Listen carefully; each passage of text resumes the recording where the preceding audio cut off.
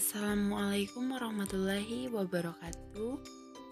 Perkenalkan, nama saya Intan Pratami, NIM 211129065.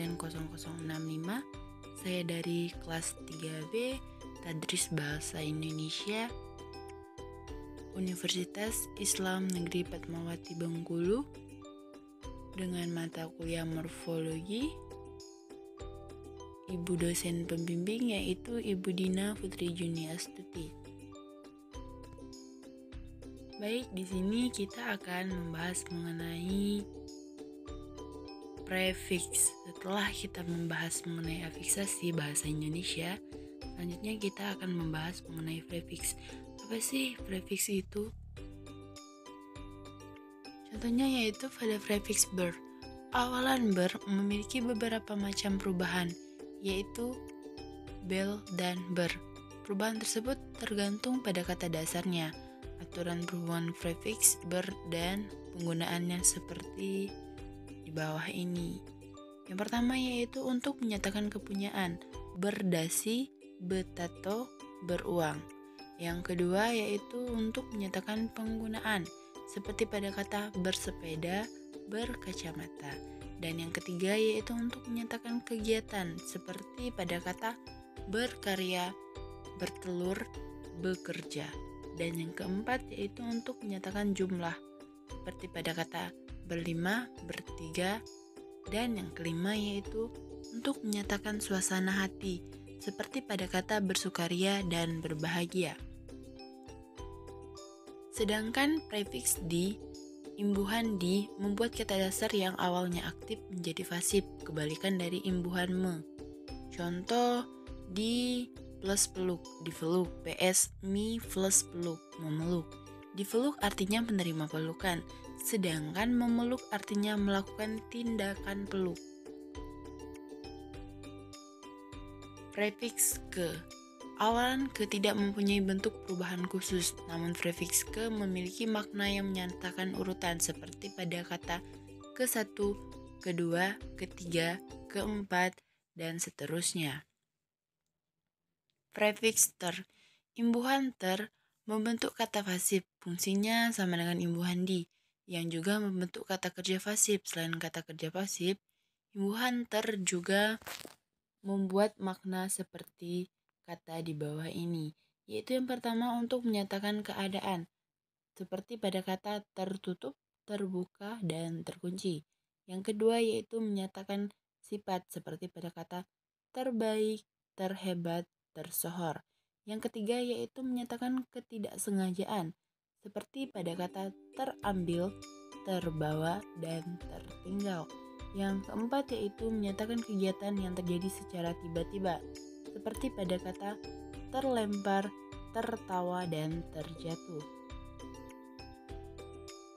Adapun pada prefix me, awalan me dapat berubah-ubah bentuk, tergantung pada kata dasar dan makna yang akan dibentuk nantinya. Beberapa macam bentuk awalan me diantaranya adalah kata men, meng, meni, mem, dan mengah.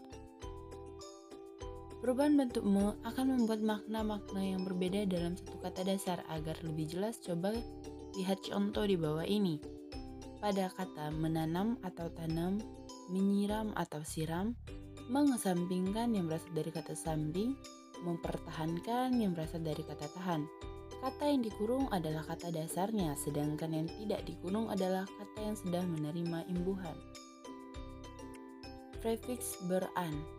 Imbuhan beran mempunyai dua makna, yaitu untuk menyatakan banyaknya pelaku atau perbuatan yang dilakukan terjadi secara berulang, serta untuk menyatakan hubungan timbal balik di antara dua pelaku. Keduanya sama-sama menggunakan kata kerja verba atau sebagai predikatnya. Bedanya, makna yang pertama menggunakan verba biasa, sementara makna kedua menggunakan verba resiprok. Adapun verba resiprok merupakan kata kerja yang bermakna perbuatan timbal balik antara subjek atau pelaku. Prefix berkan. Imbuhan gabungan berkan adalah gabungan awalan ber dan akhiran kan. Pada sebuah kata dasar, pengimbuhannya dilakukan secara bertahap. Mula-mula kata dasar diberi awalan ber kemudian diberi akhiran kan. Misalnya pada contoh kata modal, mula-mula diberi awalan ber sehingga menjadi bermodal. Kemudian diimbuhkan akhiran kan sehingga akhirnya menjadi kata bermodalkan. Fungsi imbuhan gabungan berkan adalah membentuk kata kerja intransitif yang dilengkapi dengan sebuah pelengkap atau komplement. Contohnya, ia hanya bermodalkan semangat untuk meraih sarjana. Maka imbuhan gabungan berkan pada kalimat tersebut yaitu menyediakan yang disebut pelengkapnya.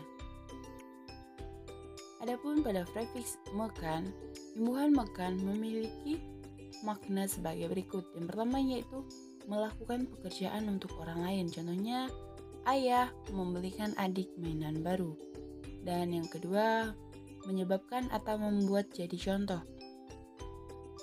Contohnya yaitu suara piring pecah itu membangunkan ayah karena panik ia menjatuhkan gelas yang dipegangnya.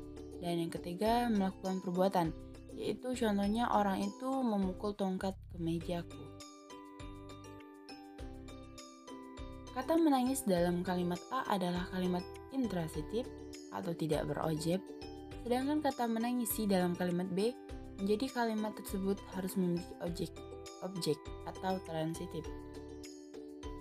Sufiks kan. Imbuhan sufiks kan ini akan mengubah suatu kata menjadi kata kerja. Kata kerja yang terbentuk akibat mendapat sufiks kan menyatakan makna perintah. Contoh kata yang mendapat imbuhan sufiks kan adalah ambilkan, dengarkan, dan tumbangkan. Sufiks i. Kata yang mendapat imbuhan sufiks i akan mengubah makna menjadi makna perintah. Contoh kata yang mendapat imbuhan sufiks i yaitu pada kata cabuti, turuti, dan lengkapi. Baik, itu saja materi mengenai prefiks dan sufiks. Semoga bermanfaat bagi kita semua. Sekian, terima kasih. Wassalamualaikum warahmatullahi wabarakatuh.